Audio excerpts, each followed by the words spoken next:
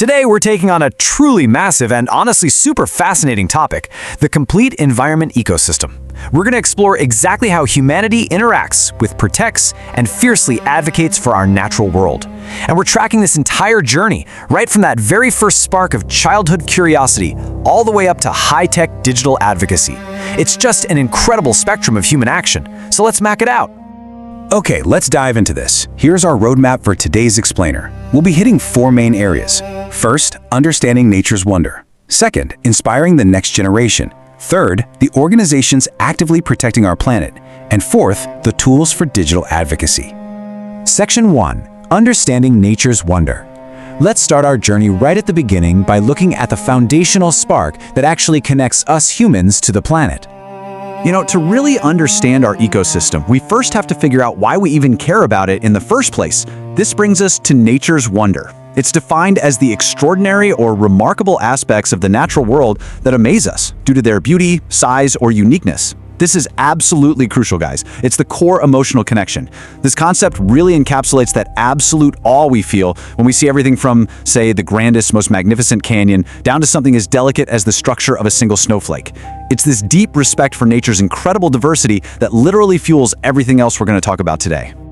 So what does this actually look like? We can basically break this sense of wonder down into 4 main forms. First, you've got majestic natural landscapes. Think expansive deserts or lush rainforests. Then, there are the incredibly diverse wildlife adaptations we see all around us. Next up are astronomical phenomena. Think about the feeling of watching a solar eclipse or a meteor shower, right? Just a total reminder of the universe beyond us. And finally, the everyday charm of seasonal transformations. By taking the time to really observe these things, we don't just admire them from afar. We foster a vital, deep-rooted connection. Appreciating this stuff directly leads to increased environmental awareness. It actually improves our personal well-being by reducing stress, and it offers massive educational value by sparking a genuine curiosity in science and geography. Section 2. Inspiring the next generation. So, once we have that initial spark of wonder, how do we make sure we pass it on? And this brilliantly illustrates 2 really distinct yet incredibly effective avenues we use for youth education right now. Physical learning versus digital learning. On the physical side, highlighted by the book Macy and the Magic Veggies, a child teams up with older generations, like Grandpa and Farmer London, to literally get their hands dirty. They learn exactly how tiny seeds and sunlight actually turn into food, which totally promotes sustainability and patience. But then contrast that with the digital open world of Barbie horse trails. Here, players can digitally join the Junior Rangers to explore Canterbury Trails Park, discover wildlife, refresh the park, and even unearth ancient treasures. The really cool thing? Both of these methods, totally different as they are, effectively channel that spark of nature's wonder directly into young minds. The big takeaway here is beautifully captured in a review of Macy's story. It goes, "Nurturing takes time, whether it is a plant, a friendship, or a dream. Building a sustainable mindset in the next generation is just that, a gradual, step-by-step process. Whether you're physically planting a bean seed in the dirt or digitally documenting wildlife on a screen, the underlying lesson of care and patience is exactly the same." Section 3. Organizations protecting our planet. We've seen how the kids learn, but how do adults actually organize to make a real, tangible impact out there? Well, looking at the global effort, there are essentially 5 crucial types of ecological groups operating today. First up, conservation groups. These are the folks with boots on the ground, protecting habitats, and actively combating extinction. Then you have advocacy organizations, using their voices to push hard for policy changes and public awareness. Third, research institutions. These guys provide the hard scientific data and big data analytics that fuel pretty much everyone else's projects.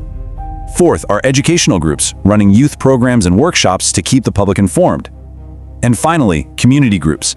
This is the grassroots stuff, like local community gardens or beach cleanups, people tackling issues right in their own literal backyards. Now, what's really interesting about this is the massive scale of tangible impact these organizations achieve. We're talking real results. Conservation efforts have successfully secured protected zones in places like the Amazon rainforest and Africa's Serengeti. Highly targeted work has actually helped North American bison make a comeback. And get this, they even managed to downgrade the giant panda from endangered to vulnerable. That's huge. On the policy side, groups like Greenpeace are driving immense global awareness campaigns, while the Sierra Club's Beyond Coal initiative has been a major force pushing for the shutdown of hundreds of coal-fired power plants. These are objective, massive shifts in our planetary ecosystem, and it's all driven by structured, organized effort. Section 4. Tools for digital advocacy. To drive those massive awareness campaigns and reach millions of people, organizations need some pretty powerful modern tools. To conduct really effective market research and track the reach of their campaigns, advocates are using incredibly specific technology, like Trevor Fox's LinkedIn post-date extractor. Think about it. When an advocacy group wants to verify the exact timing of digital content to analyze engagement, they can't always just rely on standard metadata. Instead, they copy the post URL, locate a hidden 64-bit integer code right inside it, convert that to binary to extract the first 41 bits, and then translate that Unix epoch time to get the exact publication date down to the millisecond. It's a brilliant piece of open-source intelligence gathering. It lets these environmental groups know exactly when their message is resonating.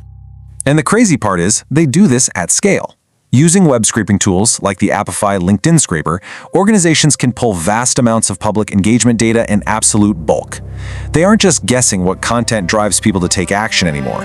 They are systematically pulling down post text, headlines, like and comment counts, embedded links, hashtags, and user follower metrics.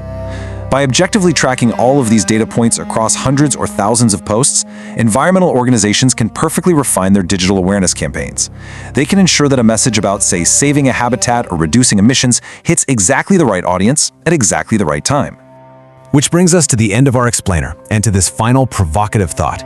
We've traced the entire environment ecosystem today, from a child's pure awe at a snowflake, to reading books about magic veggies, to global conservation groups literally saving the giant panda, all the way down to decoding hidden URL data just to optimize a digital awareness campaign.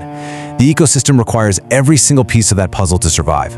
So the question for you to take away today is this: whether it's planting a physical seed in a local community garden or launching a massive digital advocacy campaign online, how will you participate in your ecosystem? Thank you so much for exploring this with me today, and hey, keep looking for the wonder.